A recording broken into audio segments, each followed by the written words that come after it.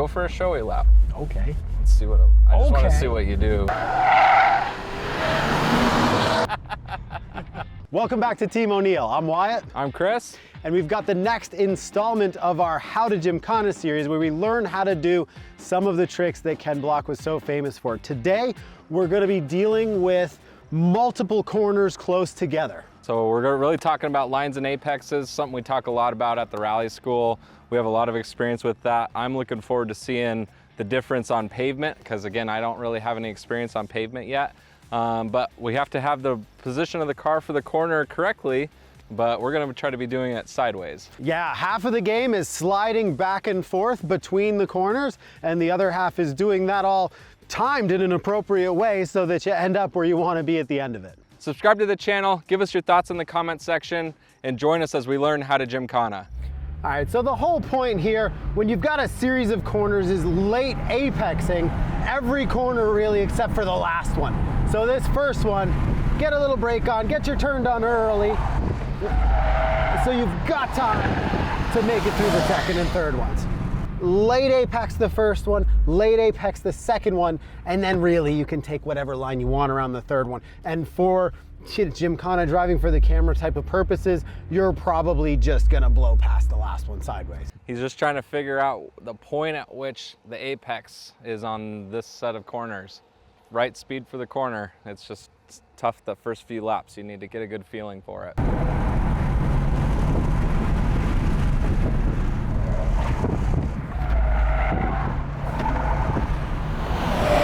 Oh, smooth. He's not using much steering.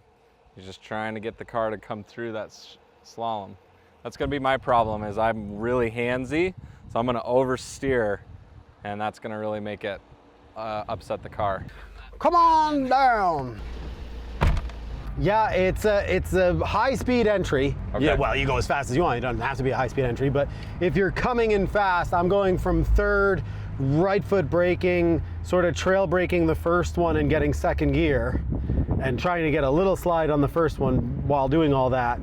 Early enough that you can turn back for the second one, and the third one, just staying on a good line is kind of the moral of the story.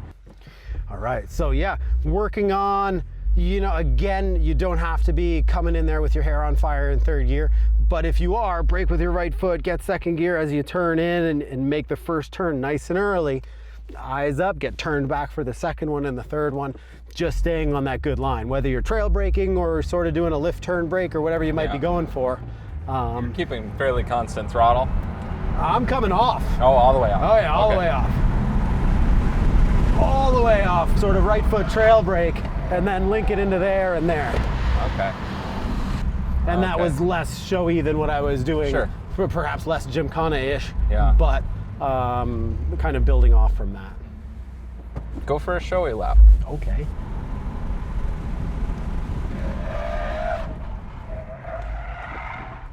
A little late.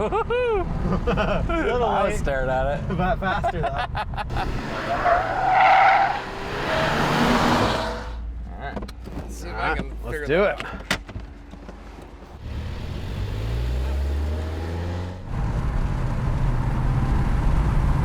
Worry about the second one. Worry about the third one. Worry about the finish. Yeah. You're leaning on the front tires a lot more than getting the rear to kick. So what you're doing is great if we're racing, but it's not the sort of Gymkhana flavor we might be going for of trying to get that back end out. Right. And the only difference is, you know, getting just that sort of lift and turn and a little bit of brake and getting the back end drive to stay. mindset, keeping the front locked You were in. a front wheel drive rally man. Yeah, absolutely. Don't maybe counter steer as quick as you are. Right. You know, let it do. Hang out a little bit. Yeah, let it do. Especially the second one, let it slide.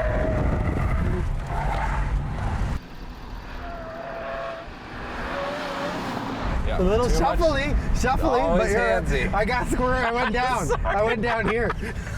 No, you're good. Yeah, my hands. That was it though. But yeah. Little shuffly. But that's you got your feet right, so the back moved. Yeah. I'll shut up. You know what you got to do.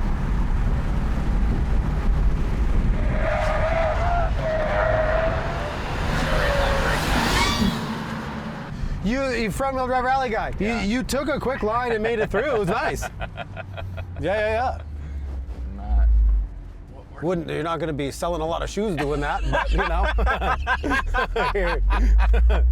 you'd win races. You would have rallied a $5 trophy. You'd finish, yeah.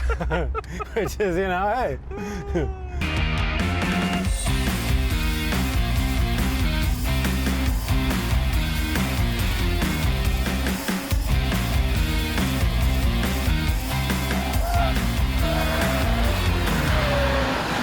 Really good. Yeah, teaching a front-wheel drive rally guy, all-wheel drive sideways through the cone stuff. Making it through fast and smooth and just not maybe dancing through with the amount of oversteer for the sake of Gymkhana. Yeah, I mean, it was funny. I remember starting at Team O'Neill. I had a Subaru. I wanted to be cool. I was sliding everything way too much all the time, and Tim broke me of that. And now I'm really struggling to like let it hang out, counter slower so that the car has a more momentum and you can kind of feel it. I just want to keep the front locked in. A front wheel drive rally car, we would want to keep the front in the right place, and with all-wheel drive and all the capabilities of a car like this, it just makes the car be in the right spot. Yeah, and if we timed you through the barrels, you'd be quicker, which is good. You're quicker, you're safer, you get to the end, everything's happy. But yeah, going for more of that Gymkhana flavor, hanging the back end out, letting the back end stay out, and then slowly chucking it back into the next one with a bigger, heavier car. It's just a different feeling, a different thing. So as you can see, our goal here is to build skills on previous videos. We already dealt with, using the pendulum effect to upset the car to get around a hairpin turn, and that's exactly what we're doing here, linking corners. When you've got complexes of corners together and you're trying to hang the back end out, it's just a matter of using that pendulum effect like we already did, but timing it, staying early, staying on a good line, and not losing it, as you get more and more corners, not getting into a situation that compounds itself and you spin. So if you like that kind of content, subscribe to the channel, let us know your thoughts in the comment section, and join us for the next one where we're gonna try this with a hairpin at the end. So now I gotta really scrub some of that speed and see what happens.